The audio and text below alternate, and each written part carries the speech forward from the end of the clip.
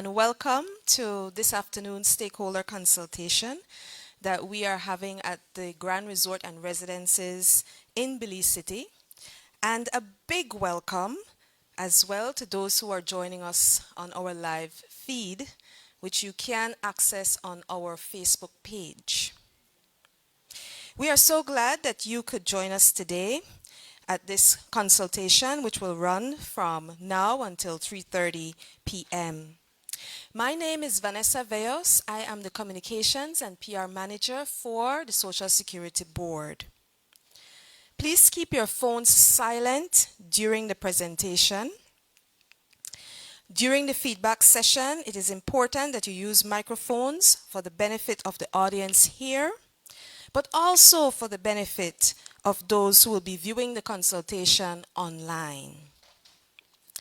For those in the room, when you're ready to ask your question or make a comment, please raise your hand and an SSB staff member will come to you directly and give you the microphone.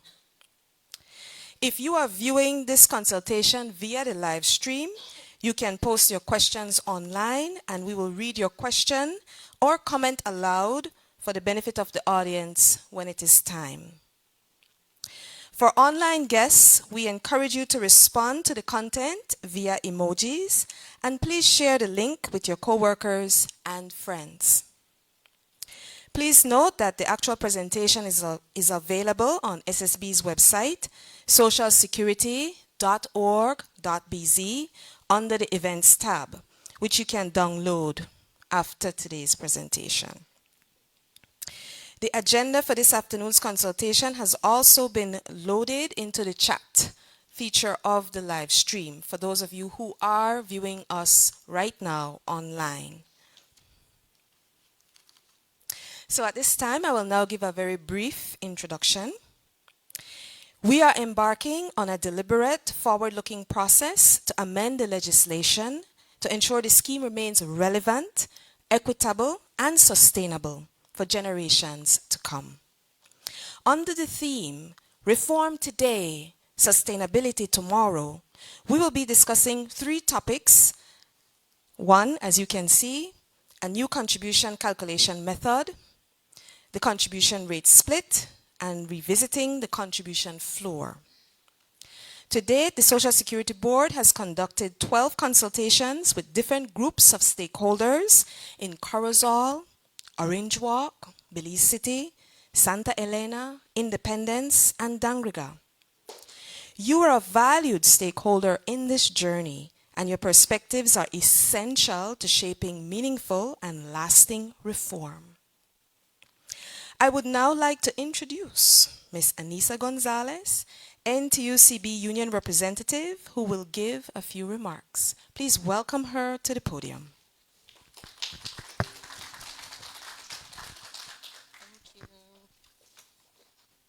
Thank you very much, Vanessa.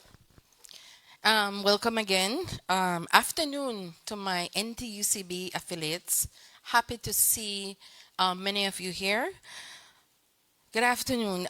It's a pleasure to be here with you today as we come together for this important session. But I want to begin by grounding us in a simple but powerful idea. The NTUCB is not an external body, nor it is limited to leadership.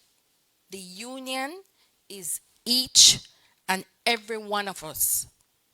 It is our collective voice, our shared responsibility, and our greatest source of strength. Today's session is framed from that perspective. It is about recognizing that our progress depends not on structures and systems, but on people. Its members who are informed, engaged, and willing to contribute. We are especially proud to highlight this collaboration between the National Trade Union Congress of Belize and the Social Security Board. This partnership represents more than cooperation between 2 institutions. It represents a shared commitment to the well-being of workers across Belize. It shows that what can be achieved when organizations align their efforts to strengthen protections, improve benefits, and ensure that workers' voices are part of the conversation at every level. And there is a but. Even with the strongest partnership require an active and engaged membership to truly succeed. Participation is the lifeblood of any union.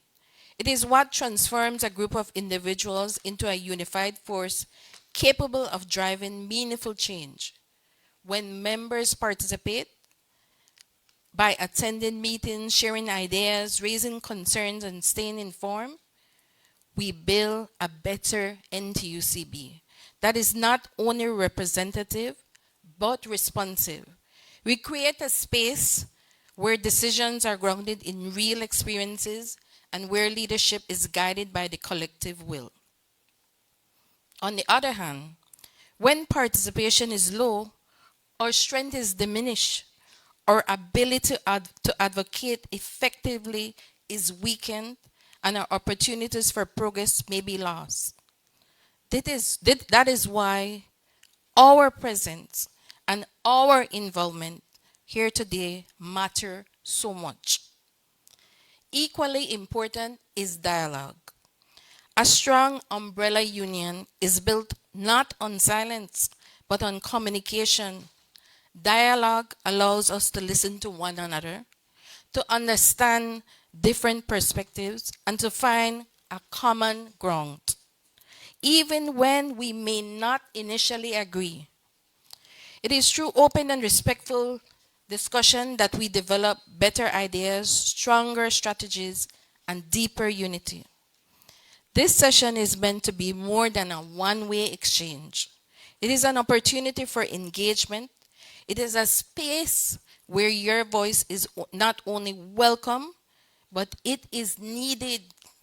Your experience, your insight, and your questions all contribute to shaping the direction of our collective work.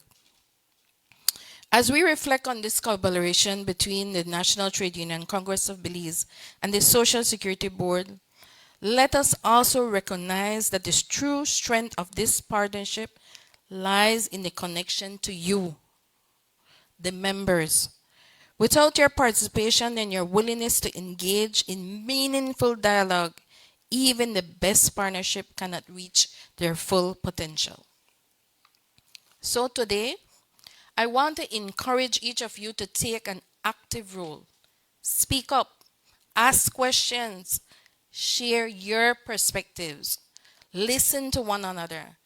Let us use this time not to receive information, but to build understanding, strengthen relationships, and reinforce our shared commitment to progress. Because it's only when we participate and when we communicate, we stand together. And we do more than strengthen our union, the NTUCB, we strengthen our future. And I want to say, no applause, but I want you to applaud yourself right now at this point for showing up. So please give yourself a round of applause. Thank you.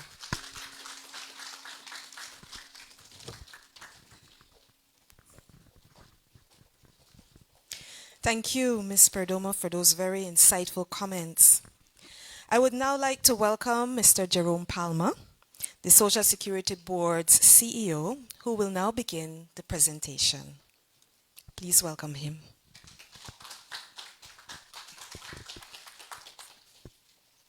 Good afternoon, everybody. Turn off the light, set the tone. It's a good thing. All right. Well, thank you all for coming out for sure. And for those who are listening and viewing online, great thanks as well for taking the time to come and listen to us. It is very much appreciated. I know we met with the NTUCB leadership a few weeks ago, probably a bit more than that now, right, at the Easter break in between. But having had that conversation, we have been continued in terms of dialogue and engagement. And as Ms. Anissa said, trying to get participation. So I'm glad to see all the faces in the room. I'm happy for that. I will advise that the presentation is already on the website, on the events tab. If you've not been able to access it yet, please feel free to do so. All right. It is something that we've been going through for at least a dozen consultations, discussions that we've had. internally. We've tried to pass the information forward.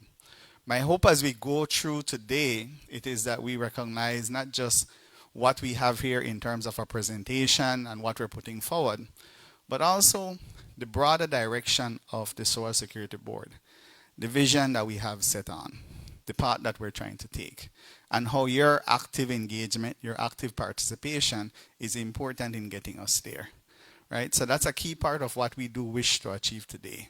And I'm hoping as we go through, we clarify what we're proposing, where we need your feedback on, items that will be upcoming, things that are not going to, we're not looking to change, perhaps not yet, and then getting your feedback, your comments, so we can actually take good notes as then how we can continue to improve.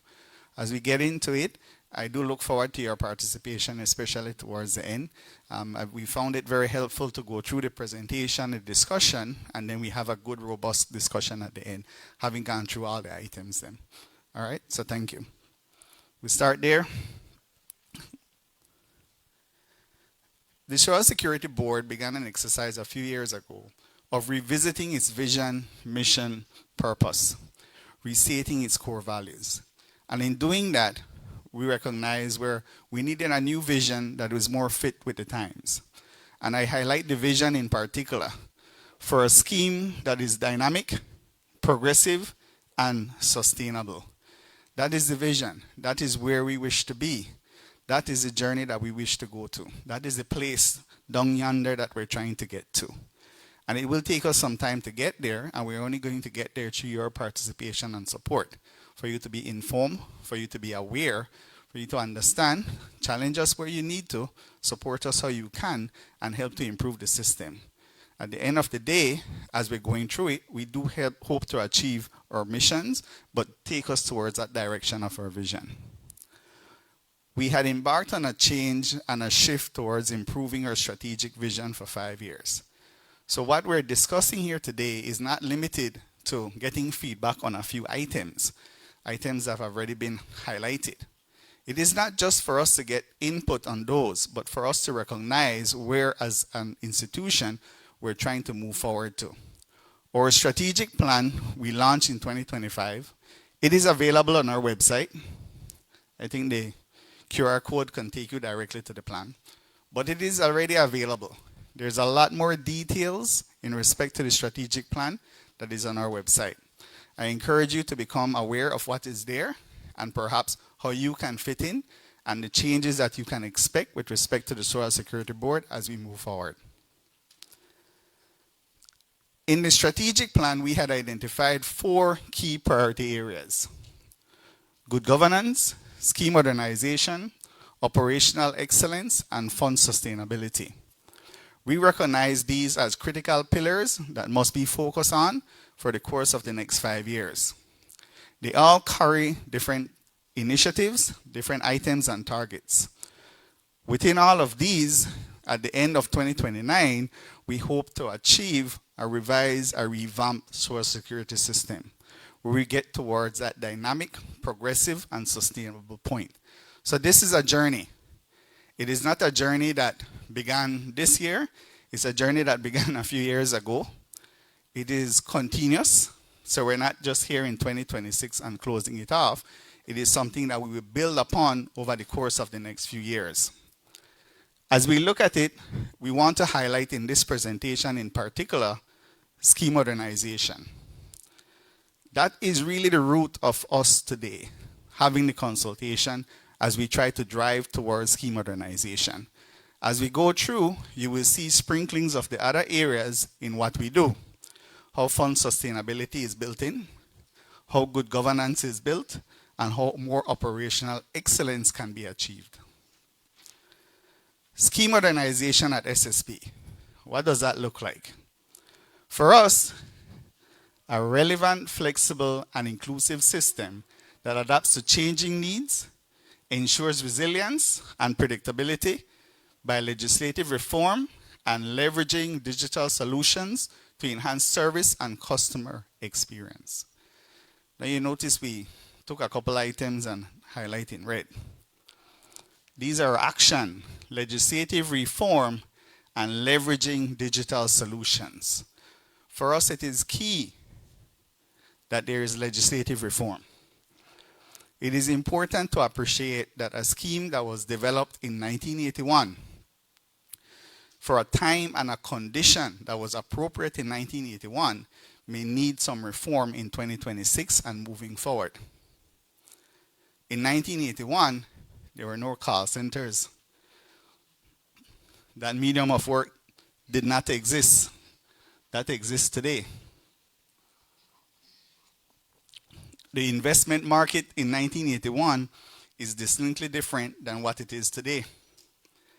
Technology has overcome and moved forward. We're into that technology age. We have to recognize now where the scheme needs to change to become more modern and adapt to the situations of today. That's scheme modernization. In some instances, it is removing outdated principles and beliefs that were the norm in 1981 and perhaps not the norm today. Impacted by how people work, impacted by the fact that we might have both people in any household working or just one, people staying home longer, people living longer, or maybe not. All of those are things that impact the fund and the new realities of the scheme today. And for us to properly address them, we need to be able to do legislative reform. In many instances, it may mean changing some of the laws. Leveraging digital solutions. That is important. Technology has moved very rapidly over the last few years. I think we can all recognize that. The way we work, the way we communicate, the way we engage. Everybody now have a smartphone in their pocket, or just about everybody. And that smartphone have them connected with just about everything. Right? Those are the shifts that we recognize. How then can we now leverage them for a better social security system? How will we now achieve scheme modernization? Through digital transformation, the My Social Security Portal services. In 2025, we launched the online sickness benefit module. We make it mandatory at the end of 2025 after going through a lot of trials, adjusting and improving on it. In 2026, we will more formally launch our maternity, retirement benefits, as well as funeral grant. Those are coming within the next few months, and those will improve our administrative efficiency and how we conduct and do business. We also launched our mobile app. We launched our version 1 of our mobile app. And one of the features of that mobile app that I think we are very proud of is the ability for people to actually see their contributions history. For people to look on the palm of their hands, and in some instances, as I've heard, see 40 years of contribution history with employers that some didn't even remember they worked at a particular place for 3 weeks. That is the power that is on the mobile app.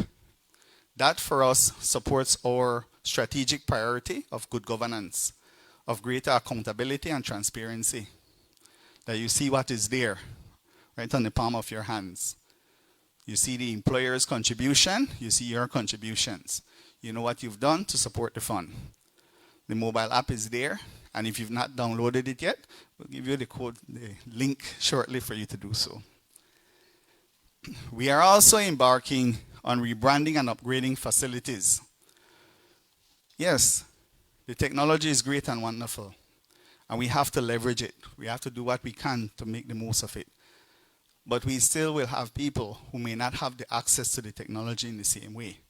So we have to improve our offices. So we are working in this year to streamline some of our offices. How people access, how they come in, the meet, the greet, the customer services, how they get attention. We are working on trying to improve that aspect as well.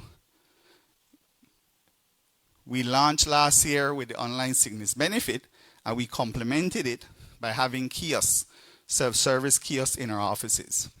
All our branches, people can come in and log in right there and get the assistance. We've not moved away from that. That's a big part of our still being people-centered And it also supports our next strategic priority of operational excellence, meeting our customers where they're at as best we can. And then the legislative amendments have to change some laws. Some laws that were fine, even 5 years ago perhaps, or some laws that have not been improved and enhanced for 20 years, 25 years. As we go through the presentation, we hope to be able to show you some of those and why we began with some of what we have here today. For those who've not accessed the app yet, I do encourage you to do so. The App Store, Google Play, feel free, go in, see what's there. There's a wealth of information. When you go and access the app, then I think is when you really recognize all the different benefits and information and requirements that's there.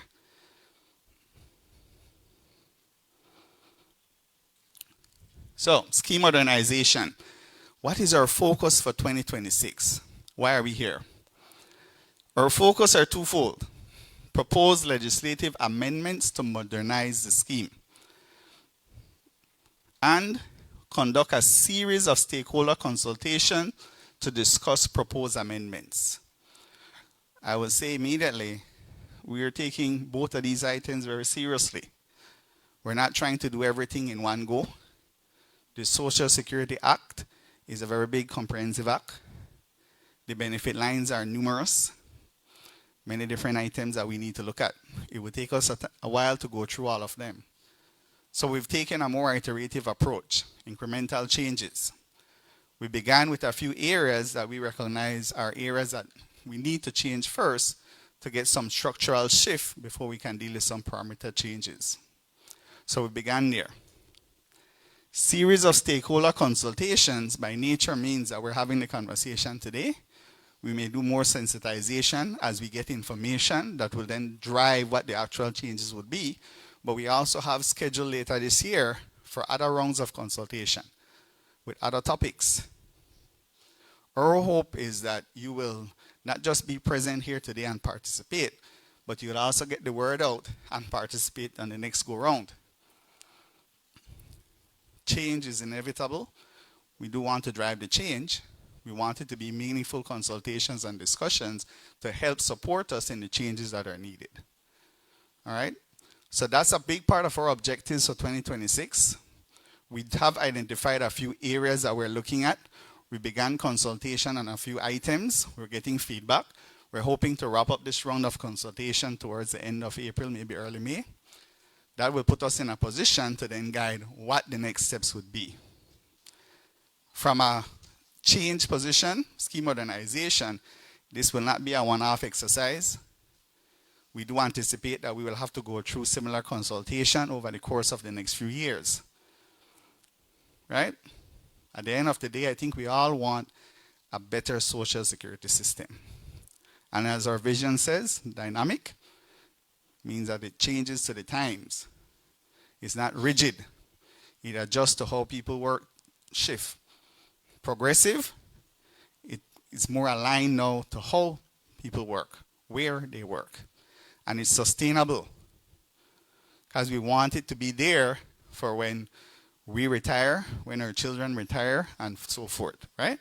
So it has to be sustainable. So why are we now looking at a few of these items for legislative reform?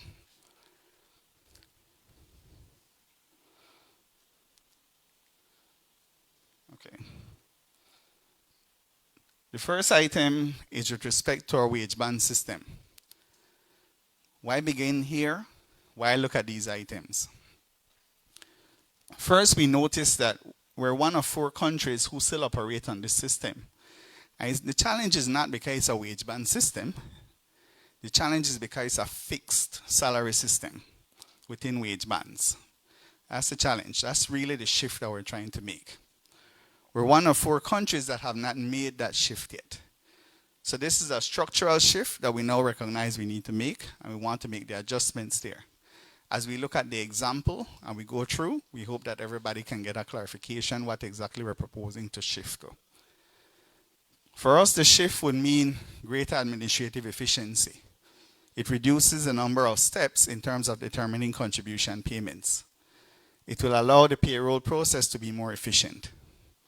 We do recognize that, and I think most HR and payroll staff see that as well. The other item is the contribution floor. We looked at the pension payout in December 25, and 1 in 9 retirees are collecting $47 as a minimum pension. I think we can all quickly agree that that's just not adequate. So we have to build a system that will allow for improvement in terms of what people may get as a pension benefit. And elevating the floor becomes key. The floor, notably, has not changed since 2001. That's over 2 decades ago. So we recognize where we have to make that shift in terms of establishing the floor. Right? Those are important changes. Those are the first couple changes that we're looking at. Let's take a deeper look at the current system. This is the wage band system. Several things that I wish to highlight with the current system. Firstly, it's 10% contribution split. And I will stress at this time, we're not proposing to change the 10%. It will still be 10%. I will say eventually we may have to have that discussion as we start to talk about fund sustainability, but for right now we're not changing that. So there's not a shift in that. It's a shift in the way in which the contribution is paid in. But it has the split between employer and employee. And it does vary how much employees pay, how much employers pay. At the lower amounts, the employer pay a greater portion of the 10% compared to the higher amounts. That's the shift that is in place. That's the system that is in place today. Right? So that's a split there. The second item, there are 13 bands. 13 different groupings that we have, from under $70 going all the way up to $500 and over. People are grouped depending on the salaries into those bands, and they make contributions based on that. They make the contributions based on the weekly insurable earnings. So it's not linked to real wages. It's not that you're paying on your real wage. It is that you're paying on the weekly insurable earnings. That is what people are paying contributions on. That's the current system. 13 bands, starting under 70 and going 500 and over. We are going to have a discussion today about shifting from this structure here and also raising the floor here. We're not having a discussion to change the 10%. We will have a discussion to change how this is looked at, the employee and employer rate. I'll say up front, a lot of the feedback that we've gotten have left us to realize that we may need 3-4 bands still. We recognize that. But we need your feedback now to determine, well, what's the best split that we can actually have. And we're also not discussing changing the 520. The ceiling at the moment remains. We're not changing the 520 any at all, not at this time. Interestingly enough, the 520 actually changed a few years ago. So the change in the ceiling has actually been a recent change. That does not mean that we won't change it down the road. We will come back and do consultation to determine what the best changes may need to be. But this is the current system. It goes by weekly insurable earnings, floor of $55 and a ceiling of $520. That is the system in place. 13 different earnings that you can actually have. Some of the challenges then associated with that system is that it's an obsolete system. It was set up in 1981 for an environment that it was actually very advanced for. It worked quite well for 1981. With some of the new computing powers, we recognize a shift may be more ideal. but it's an obsolete system. It groups people into different bands based on which band they fit in. So everybody end up with the same insurable earnings, even though some people may be earning more and others may be less. So we recognize that. Secondly, it limits benefit adequacy to 13 possible earnings. Because it's 13 bands, so it's a midpoint there. The shift that we will propose will move away from that 13, where you can gradually be in a higher position as you earn in your working career. It moves up. Moves up more naturally as people's salary changes. It is an inequitable and inefficient system. It's rigid. It's not evenly distributed in a fair manner. You end up with people who are paying more from a contribution perspective than their actual earnings, and people who are paying less. And it does impact the benefit side that they get. And finally, Belize is an outlier. We've not made that shift yet. We have to. For us, importantly as well, it also impacts the changes to the scheme, the modernization initiatives. The shift that we're hoping for, what we're pushing for, it will allow us to have a more dynamic system in place. That's the shift. Remember, it goes right along with our vision. But those are the challenges we have observed. Where we plan to go now is basically a shift from this system here that was developed in a pen and paper era, mostly, group people based on earnings and become easier to pay the contribution, to a system that will allow you to do a straight amount there and move forward. That in essence is the shift that we're looking for. It's best understood with a few examples, so we do want to look at that. For obvious reasons, we simplified the examples just so people could have a grasp of the concept that we're doing, right? So our first shift is to adopt a percentage-based model for contribution payments. That's a direct link to actual salary. That's our first contribution reform that we're looking at. Unlike the wage band system, which assigns fixed income ranges, the percentage base is linked directly to actual earnings. It makes contribution more proportional and responsive to changes in income. So it moves directly as people's salary change, it adjusts immediately, right? It's not a fixed earnings position because of the band system. That's the shift. For example position, if we look at just a few examples here, and we've picked persons who fall in different bands. Simplified the examples so that it's easier to explain. Everybody can more easily follow. When we look at it, I want to highlight firstly the weekly salary and insurable earnings. Because it's driven by bands, somebody who earns $250 actually contributes at $240. They contribute at $240 and their benefits is at $240 as well, right? Because of the current system. Similarly, somebody at $475 contributes at $480 because of the band that they fall in. And it does happen for different people depending on the bands. Somebody at $500 contributes at $520. Again, I've simplified it for the purposes of explanation. But people who now earn above $520 will contribute at $520. So persons who are earning $600 a week will contribute at $520. If you're earning $1,000, it's still $520. Again, we're not proposing to change that. That was changed a few years ago, and I think we are still analyzing to see what the next recommendation for changes would actually be.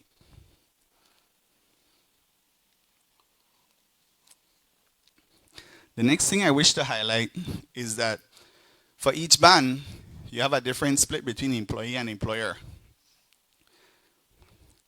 These are 6 different bands, 6 different split. So it varies for each band. It's a different rate. Effectively, there are 7 steps that are involved in this.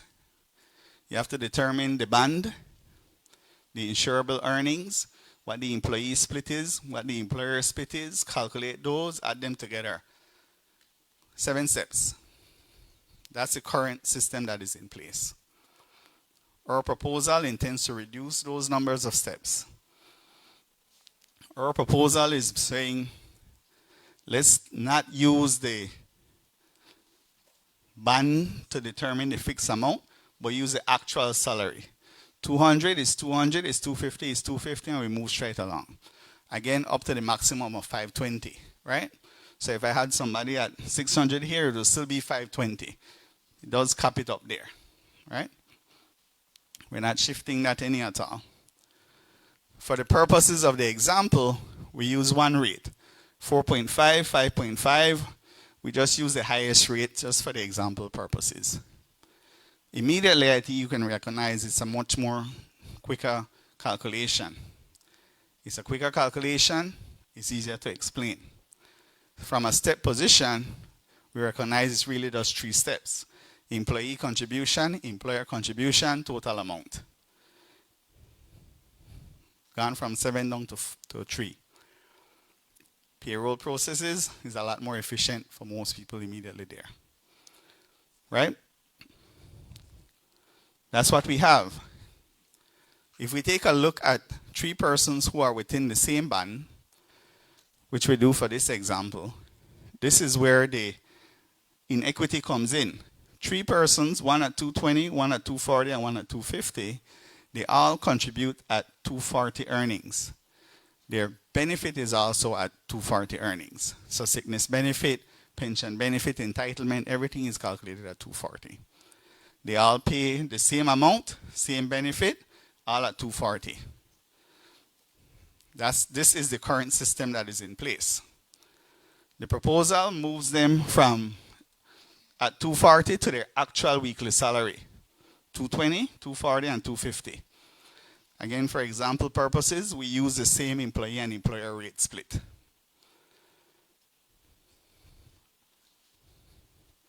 So depending on where people are at, immediately I think we can see that some persons, the contribution may go up, for others it may come down, because you're paying now 10% of actual salary. So it will impact everybody a bit differently. You need to be mindful of that.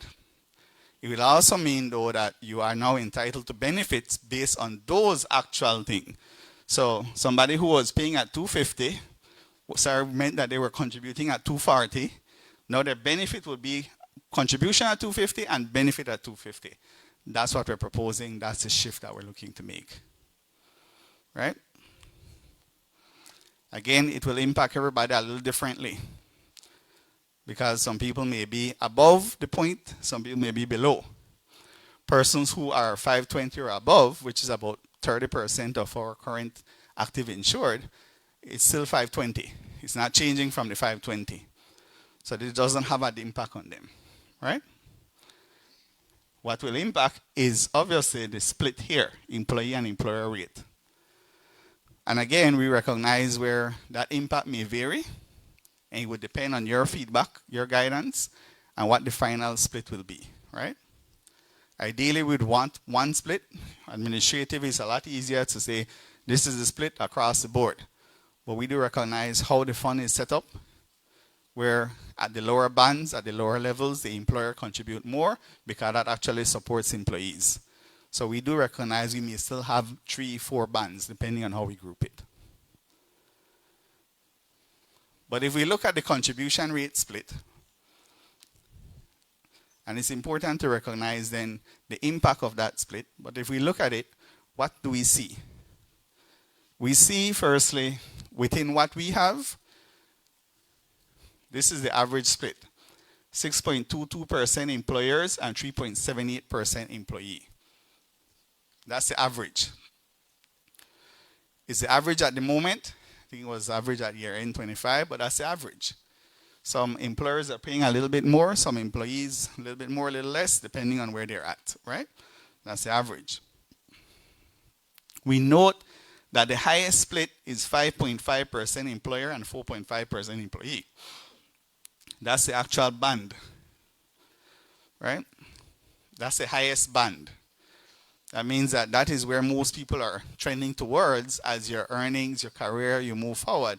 And we do see that as well, right? So most people are moving towards the highest band. And then we did look at our counterparts in the region. What does CARICOM have? And we see where CARICOM is at 5.41% for employer and 4.59% for employee.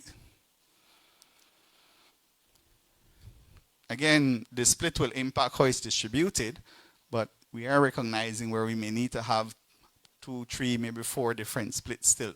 No? We will need your feedback as to what may be an adequate split, what will be fair.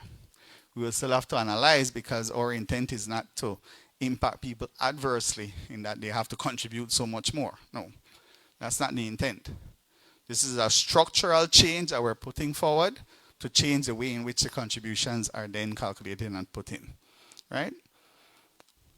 So I can tell you likely at the highest band, it will likely remain at the 5.5 and the 4.5. And the lowest band closer to that, to the 8 and 2% more or less. No?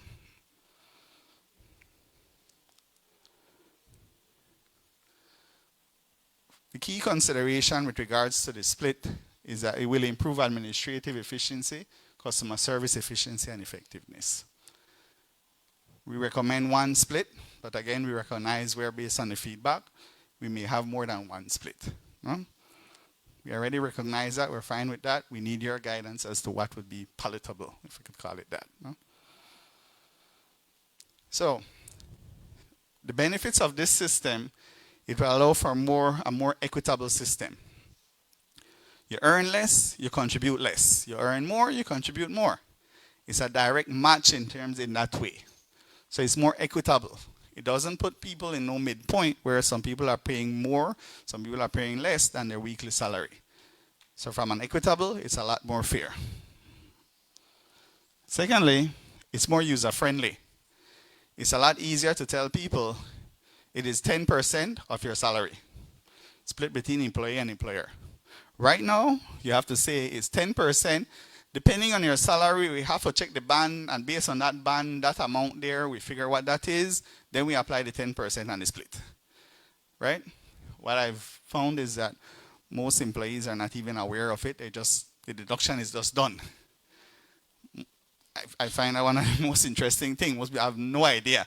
I just know I contribute this amount. They have no idea, no clue. They've not asked it, like, you know.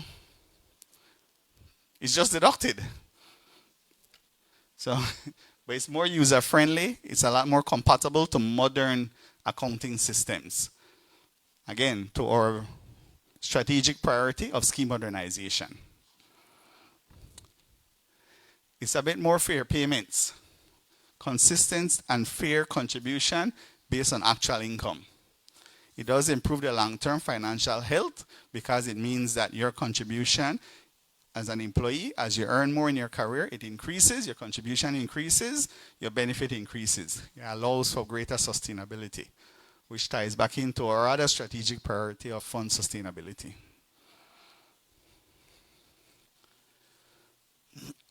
And it becomes a modern approach, right?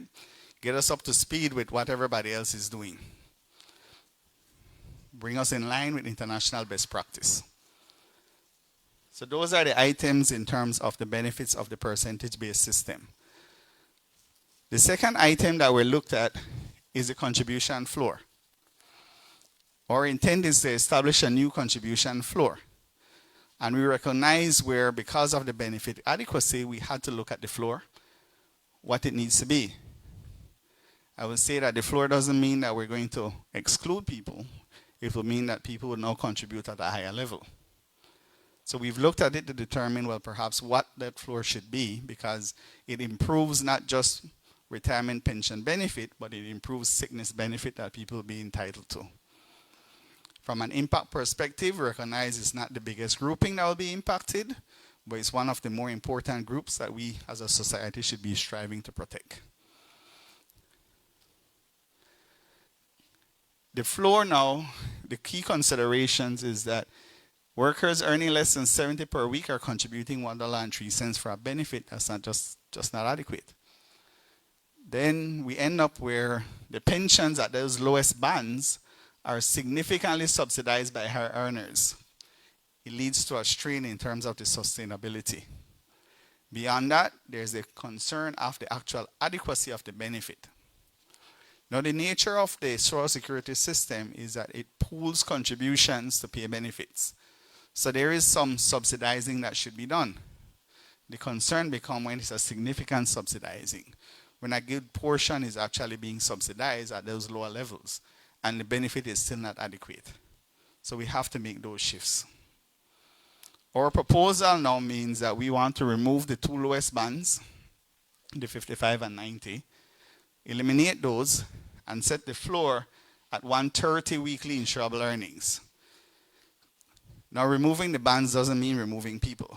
It will mean that people who are contributing at those bands will contribute now at the 130 level, right? So we're not boxing anybody out, and that's not what we're doing. From an impact position, right now we have about 6,006 contributors who are going to be affected by this change. That number was actually a lot higher a few years ago, but with minimum wage increasing, a lot of people move up from that. And I think we recognize, or we can quickly recognize, that at $130 weekly, we're not talking about full-time employment. We're talking about mostly part-time employment, people who may be working 8 hours a week, 10 hours a week, or something like that, right? Maybe daycare professionals, office cleaners, agriculture workers, But we do have people who are contributing at that level.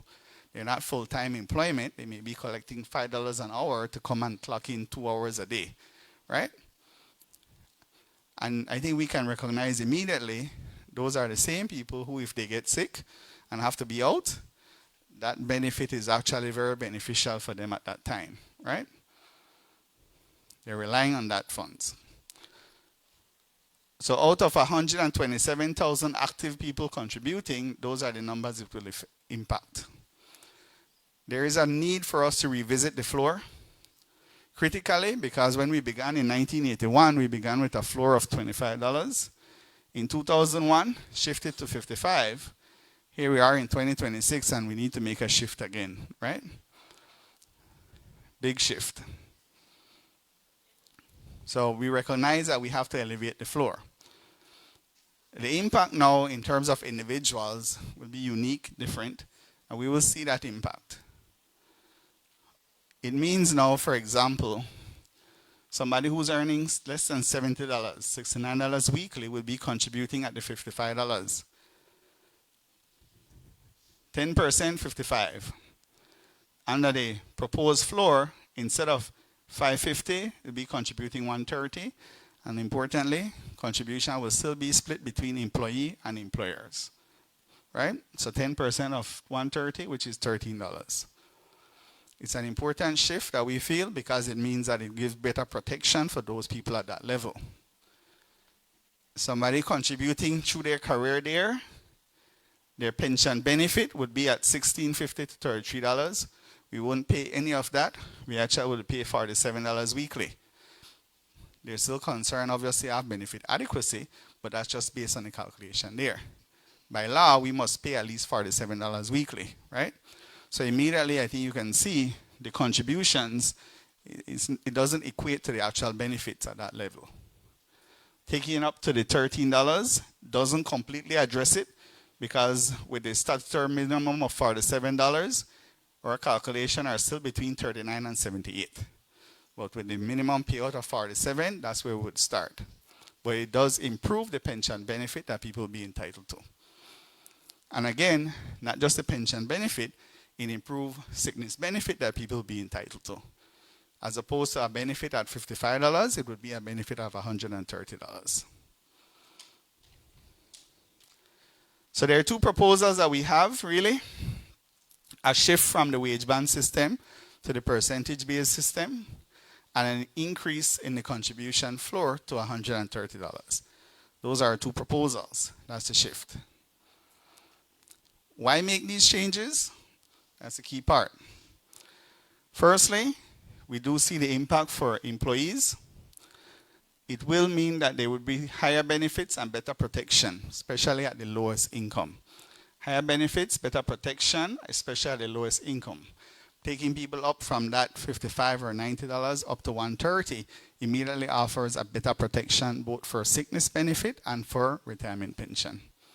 So it's an elevation.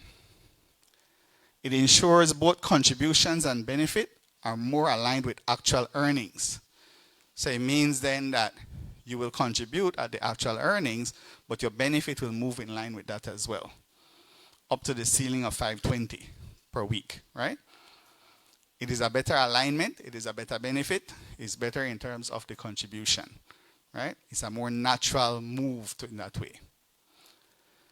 For employers, it's more efficiency, it's a more modern approach. From a payroll processing, immediately we remove several steps. If we're able to do one split, even more administrative efficiency, but we recognize we may need more than one contribution rate split. It is more equitable for employee and employer. Know exactly what it is. It's an easier distribution. It's not a subsidizing, especially if you're earning 220 but you're contributing at 240. So immediately that's a subsidizing an additional payment that is going out.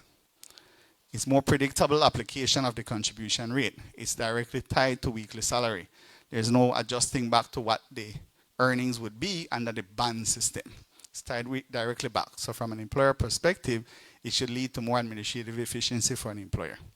More predictable, improve their budgeting and cost, they know exactly what it would be. For the government, it ensures that there's a greater alignment with current minimum wage levels.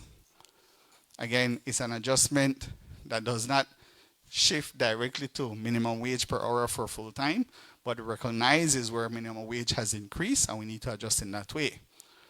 As we look at other adjustments, we may want to introduce a more dynamic system that automatically adjusts, but those are more analysis that we have to do.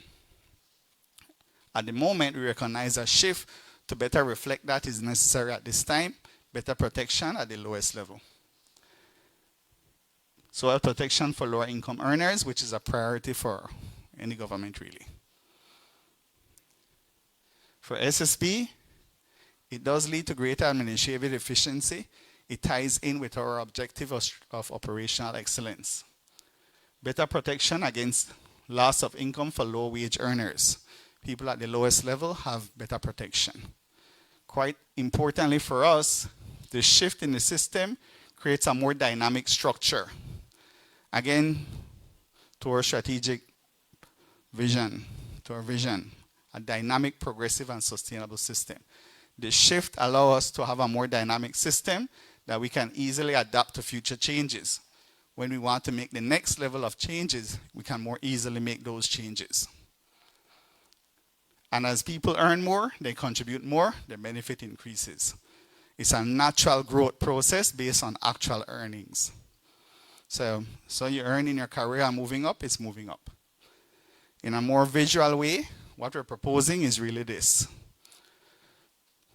A shift from a system that starts at $55 and go by steps, 13 different steps up to the ceiling of $520, to a more elevated system where we move the floor up from 55 to 130, actual earnings. So wherever you are in between, it goes there up to the same ceiling at 520.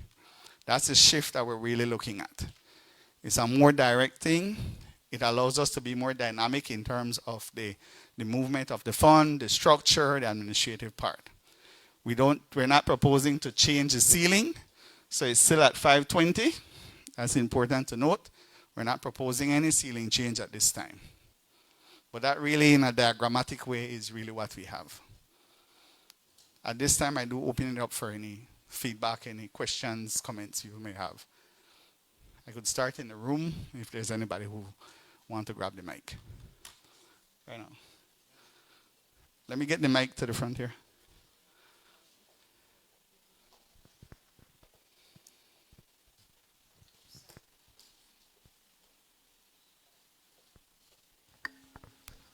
Hello? I'm pretty sure you all have already run the numbers. What's the net increase of what's going to happen to move from the wage band to the percentage? In, Because somebody's going to pay more, the right? impact will vary by individuals and employers. I'm talking about like overall. You all know what number, how much money you collect right now under this wage band. How much is it more under the other one? We are still going to be doing 10%, which means that on average, our expectation is that it's not going to be an increase in what SSB actually collects. So this is not a shift to drive and increase SSB's collection. It's a shift that would allow SSB to be more administratively efficient, to be more modern, to be more adapting to the increases and changes in people's actual earnings. But it's not anticipated then to have a dollar increase in terms of contribution. It changes our system to allow us to be more flexible. It will allow us to have the conversation with ceilings gradually and move up in that way. So from SSB perspective, it doesn't change the impact in terms of what we anticipate to collect from revenues, from contribution. It will impact individual employees and employers because of the contribution rate split and where people are at. Some people are below what they're currently contributing at, so immediately they would pay less. Some people are above, they would pay more. It also means that they will be entitled to a greater benefit. So from that perspective, it's an advantage for them. But from an SSB, we're not proposing a shift in the 10%. We're still doing 10%. We do expect that it's kind of average out. So some people are above, some people below. So we don't expect a shift in terms of the contribution to SSB.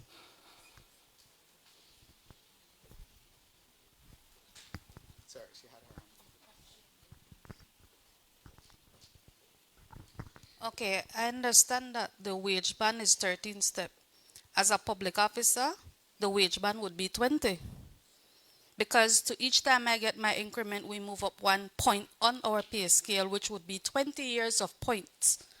So, what you're saying is that when it would have been 13 step of my salary, it's now 20 step because it's 10% of my salary that I get every year. And that is per the month. I'm not sure if I follow the question because You're this is saying that on SSB perspective is that it would be an increase of 10% on your salary. It's not the wage band again that between here the and there. contribution is 10% of your salary. It's not an increase of 10%. At the moment, you contribute 10% of your salary, but it's 10% depending on the band and what that amount is. Yes, but That- yes, I understand that. But what I'm saying is that to each time I get my increment, my salary raise. So then what you're saying is that based on my salary, the 10% will come out. So then it will be more than what you're getting now. if you have an increase in salary, it will mean that you will increase not just your salary, but you would increase your contribution if you are actually below the ceiling.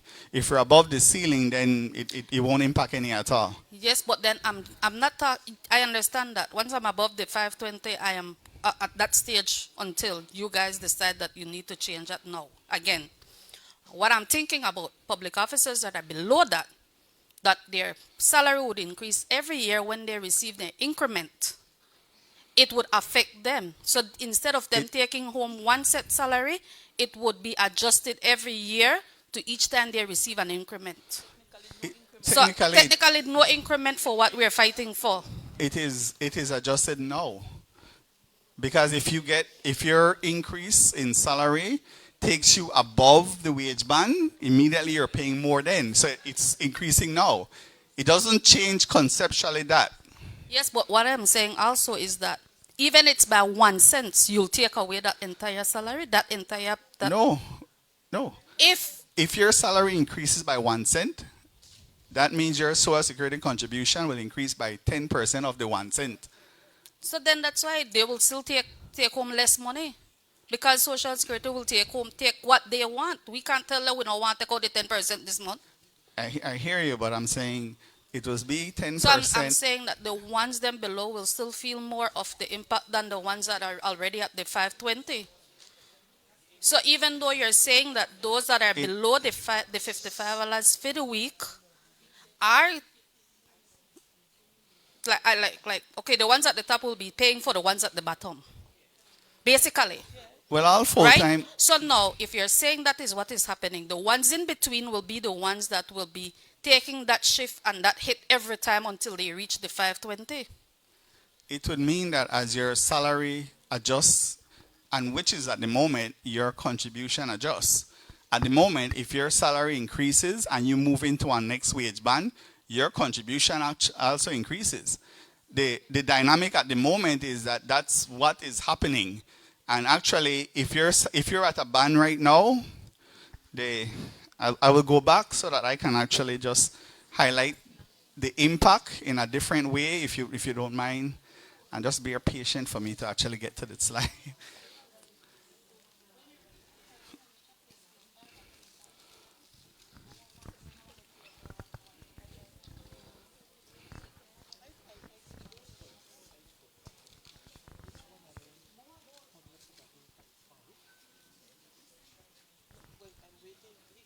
Okay, I think we can all see this one very good, right?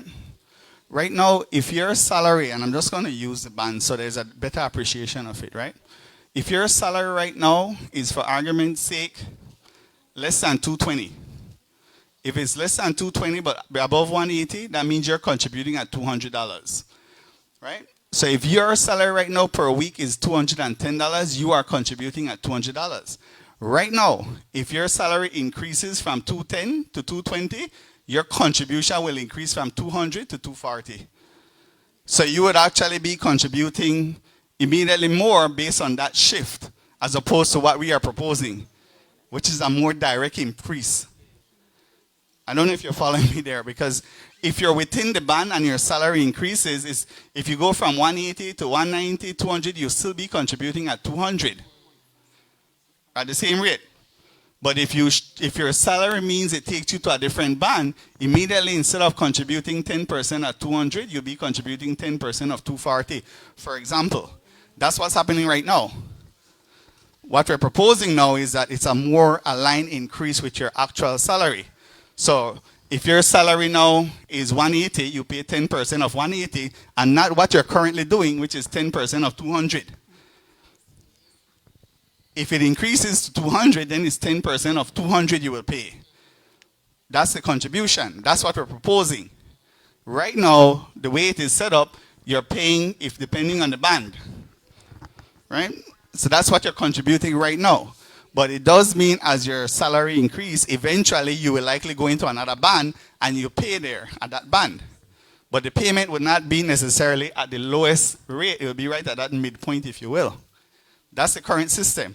The change in the system is saying that if you are paying, if you're at 180, you'll be paying 10% of 180 instead of 10% of 200, which is what is happening right now, right? And that's what I mean, it will impact everybody differently, because for people who are in this band, and I'm just using this band, it would mean that everybody is contributing at 200 even though everybody's salary is different. The benefit is the same. Everybody's benefit is at 200, even though your salary may be below that or above that. That's if you're in that band. If you jump a band now, that means that your contribution moved from 10% of 200 to 10% of 240. That's the change that we're really putting forward.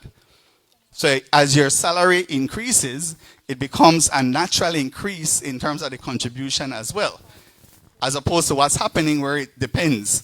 Your salary increased, but if you haven't changed a band, you're not changing what you're contributing. But if you change a band, it's a significant change to what you're contributing.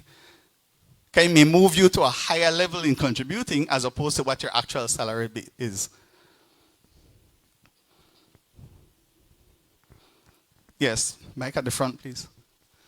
Well, I think Ms. Anissa had her hand up first.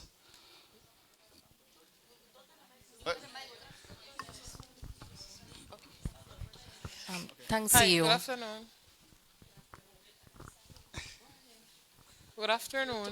I would like to know, are we looking, when we look at the salaries, are we looking at net salary or gross?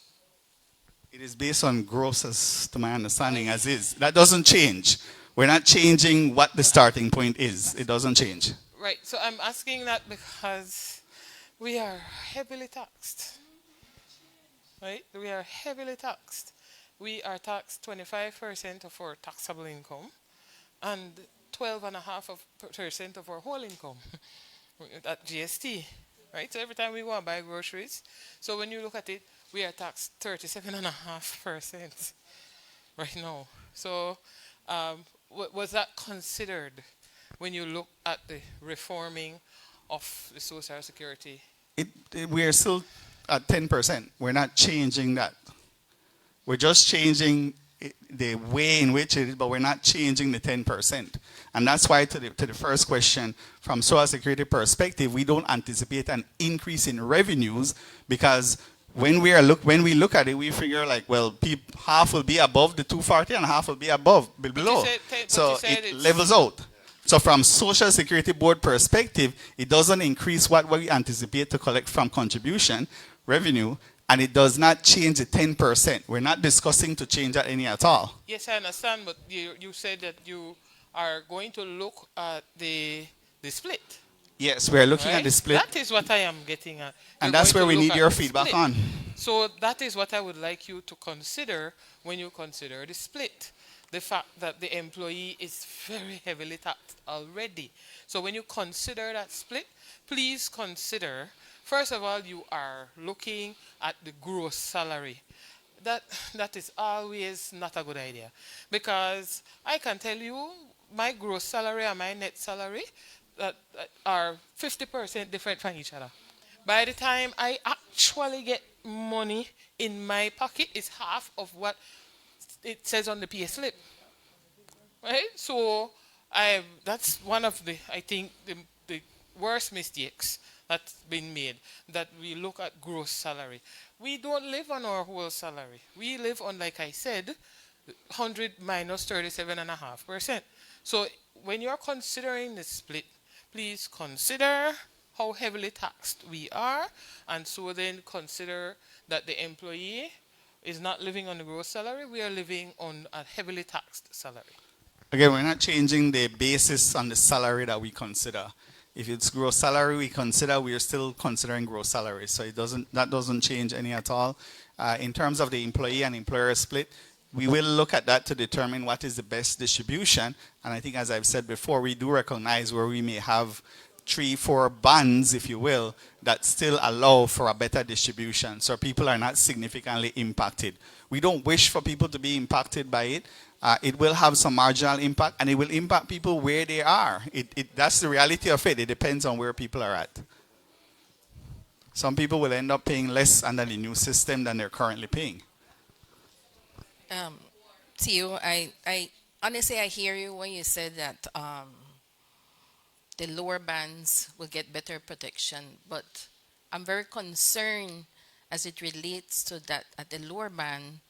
Those are most of our marginalized workers that will be affected, and it's a big jump from 55 to 130.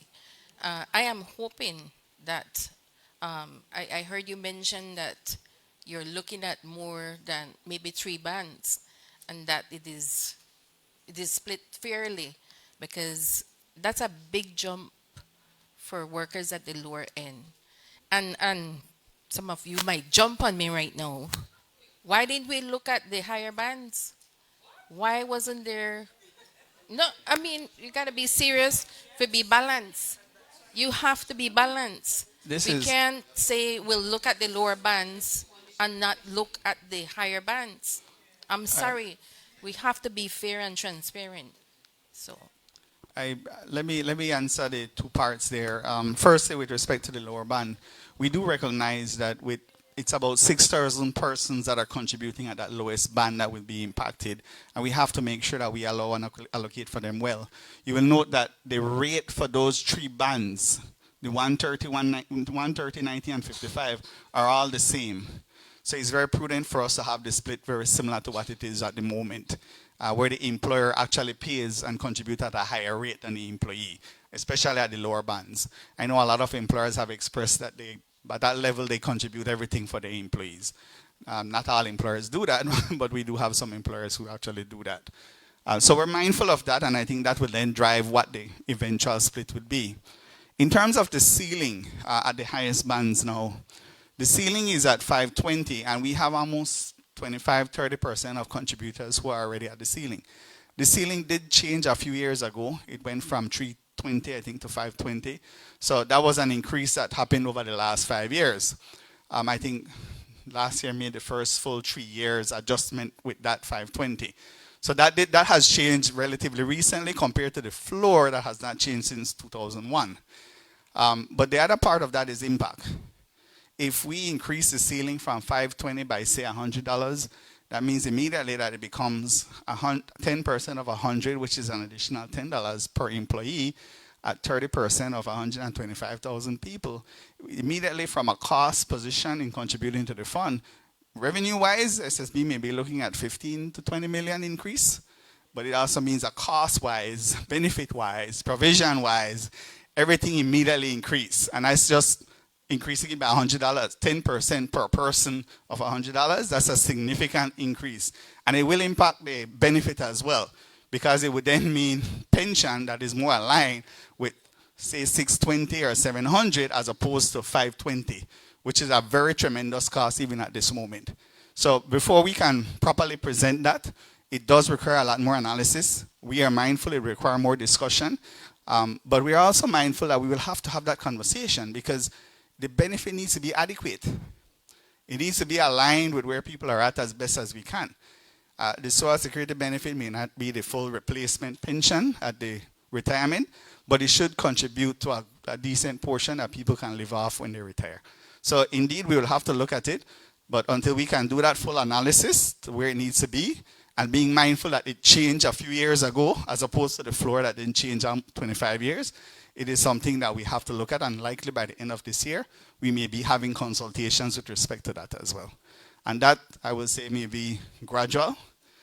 By that I mean it may be that for 27, 28, 29, a gradual increase of the ceiling just to take it up and get it up over a few years as opposed to a 1-year change because of the cost that is associated.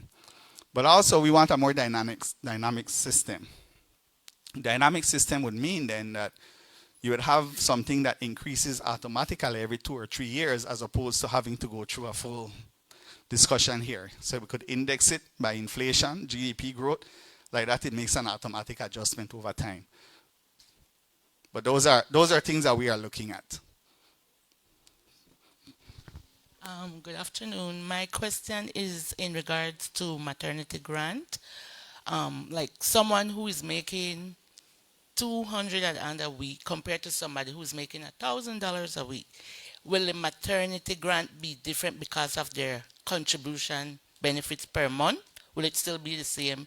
I think it's 300, or the one paying the bulk of it will get more than the person who is paying less when the benefits increase? Well, it's important to recognize that the Social Security list of benefits is very lengthy. Pension, survivor's pension, employment injury, sickness, maternity, retirement, funeral grant. I mean, it is a list of benefits. Our suggestion at this time is not a change with some of those individual benefit lines. So we've not looked at the maternity benefit to see, well, how do we now increase, adjust it, tailor it differently in terms of the actual salaries in that way. So we've not looked at that fully to make that adjustment there, to bring anything proposal there change. We focus on these few items. We will have to look at it eventually. And we're very mindful that changing and increasing those benefits means that it increases the cost. So to meet that cost, the money has to come from somewhere. So it's not as straightforward as just increasing a particular benefit line. It's a bit of balancing it. We want a benefit that is adequate, but adequate benefit may mean a different cost structure or a different benefit distribution, perhaps a shift in some benefit and than others. So those are things we have to look at. Having a system that is built on a lot of benefit lines means it will take some time to go through the full exercise and get to each one.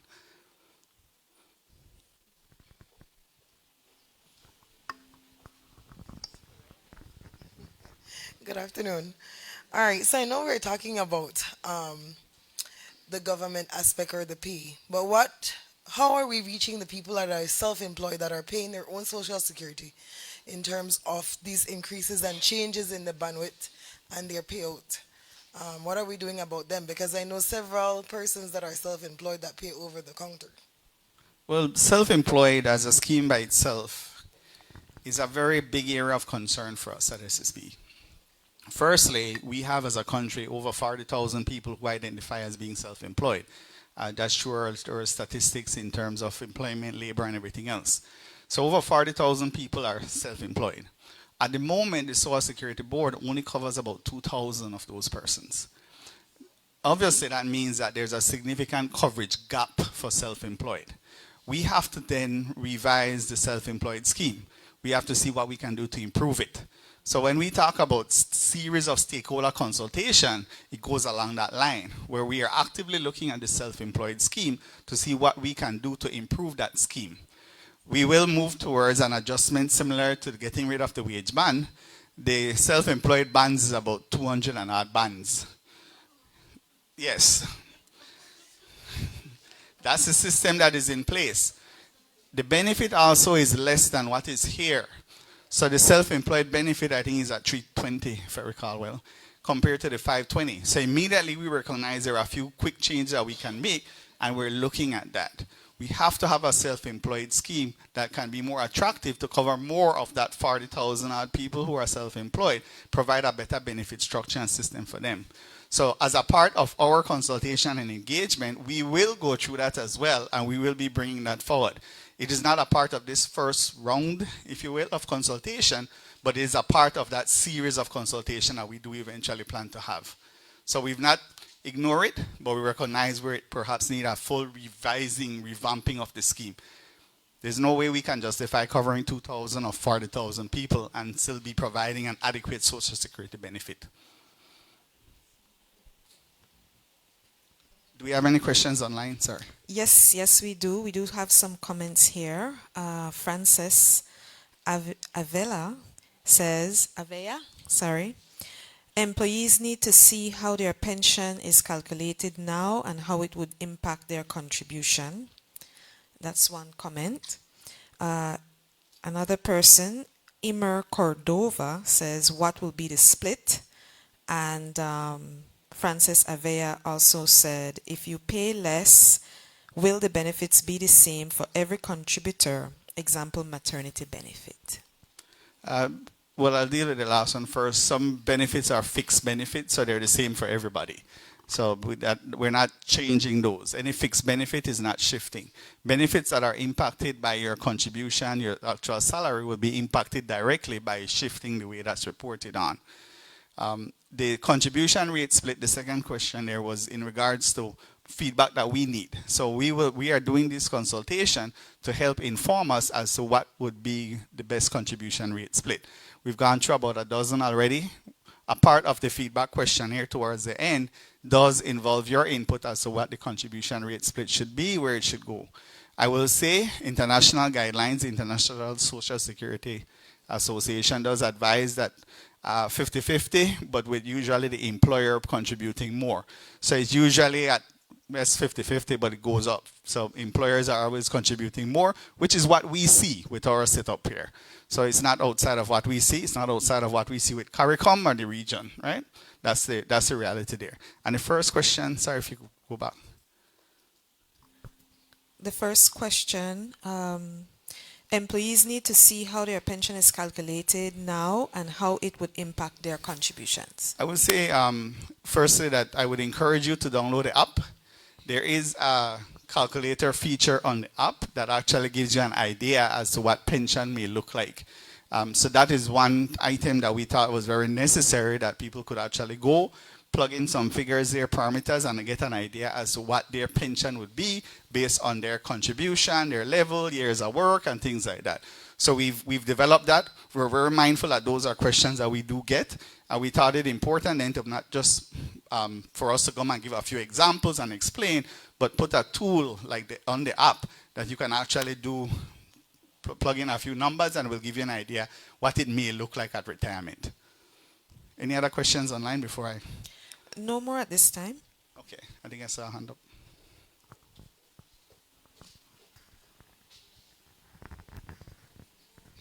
Good afternoon again. Has there been any consideration, this is a suggestion, has there been any consideration for allowing persons to make additional contributions or basically invest in their retirement through the Social Security?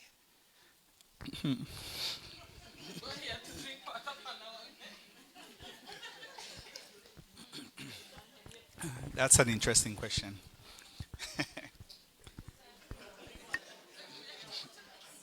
And I think it's good to drink a couple sips of water for that one. I, my answer is less about whether considerations for Social Security only, because more as in retirement planning in general. Retirement planning in general, it's typically threefold, where what you get from your Social Security systems, recognize benefit. Then there's what you may get from an employer. Public sector, government employees, there may be a pension in place. Private sector, different employers have private pension plans in place, different payout there. So there's what people may be able to get from the employer. And then there are what people can get from their own personal savings and investments. And that's really along the line that you're asking for additional amount that can be invested in Social Security. It is not as straightforward because the nature of Social Security is pooling resources to pay benefits, a defined benefit. Contributing in it, where you put in additional voluntary contributions to get a specific benefit, changes the dynamics of that. It moves it from a defined benefit structure to more of a defined contribution structure. So it would depend on what you contribute. So it's not as straightforward to determine. It is a lot more complex. And you'll find that more advanced system may offer it, or they may offer it in a different scheme. 401k scheme, for example. So those are things that we would have to look at. As we talk about scheme modernization, those are things that we would have to explore to see, well, is this now an opportunity? And I would say if it's an opportunity, it will be carved out and distinctly different than the current scheme. So it'll be a specific account and everything else. So to answer your question, it's something that has to be looked at. It is something that we've seen some recommendations to consider, but it's not something that we've dove deep in to say, okay, what that may actually look like. Any other questions online?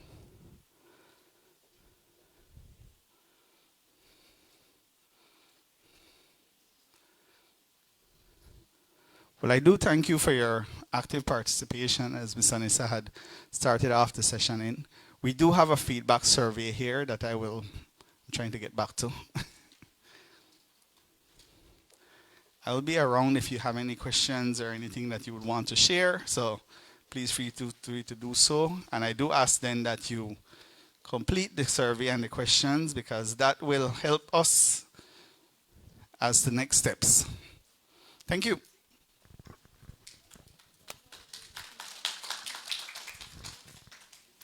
Thank you, CEO. After today's consultation, we will visit San Pedro on April 21st, Punta Gorda on April 28th, and Placencia on April 30, concluding a 3-month nationwide consultation process. If you live in those locations and would like to reserve a seat, please email us at communications@socialsecurity.org.bz. I would like to thank the participants who viewed the presentation online and they contributed with their comments that we have shared. I'd like to encourage you to keep abreast of developments that relate to the consultation process by visiting our Facebook page and also our website. In addition, since you are right now clicking into the survey to gauge feedback, there is a drop-down menu with different categories of different kinds of groups that we have visited and had consultations with.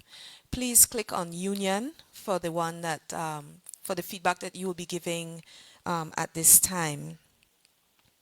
Please be rest assured that we will look at your responses and we will collate them, because this is just one aspect of the consultation process. So you can have great confidence that we will actually go over your responses and categorize them, all right, for future analysis. And at this time, I'd like to thank you once again for your participation and also your partnership, which is very important. This is a partnership between us and you, our valued stakeholders. So thank you so much for your time and your thoughtful engagement today. And as our CEO mentioned, he will be here a bit longer. And if you wanted to come and chat with him one-on-one, he is available. So thank you once again. And water is at the back if you'd like to drink some water. And we should have some snack boxes for you shortly. Okay, thank you once again. And thank you once again to the online viewers for the consultation today. We do appreciate your interest. Thanks.